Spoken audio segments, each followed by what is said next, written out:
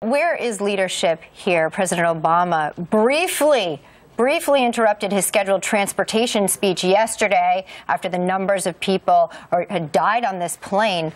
For 38 seconds, this was his take. Obviously, the world is watching reports of a downed passenger jet near the Russia-Ukraine border. And it looks like it may be a terrible tragedy. Right now, we're working to determine whether there were American citizens on board. That is our first priority.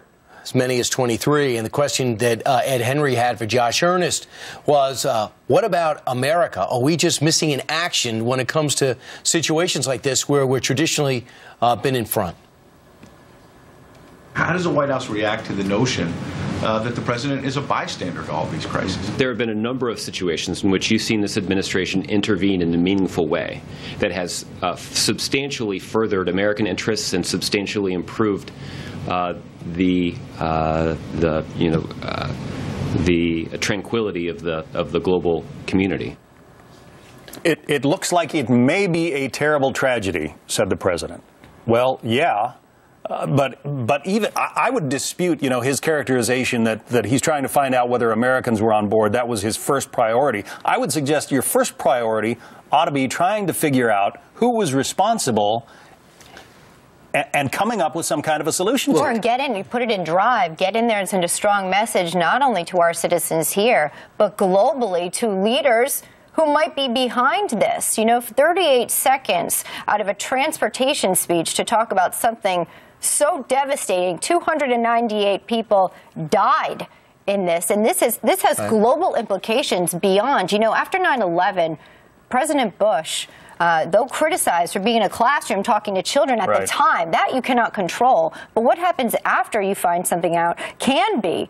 Here's what we didn't know. Mark Thiessen actually said that President Bush went kicking and screaming back to try to get into the White House and get the message out not only to our citizens here, but to everyone across the globe.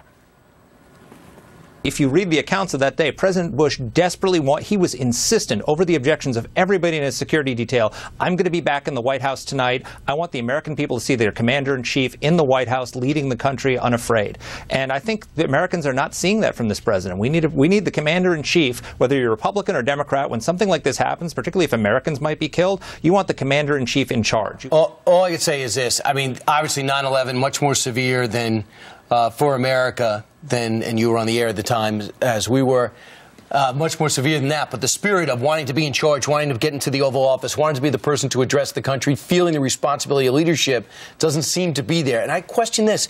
If Rahm Emanuel was still in the White House, would the president be told, hey, tear up that speech. This is what we're going with. By the way, you're not going tonight. Is there anybody around the president, whether it's somebody political, a friend, that somebody going to say, Mr. President, your instincts are wrong. You got to go lead. You can't go to the Hamptons. You can't go to the city. Don't tell me you're going to Texas and not going to the border. Is there anyone around him to stand up to him? Right. A lot of people are saying we don't need a bystander-in-chief. We don't need a fundraiser-in-chief. We need a commander-in-chief. We needed it yesterday. We need it today. And we hope that we will see one in the future.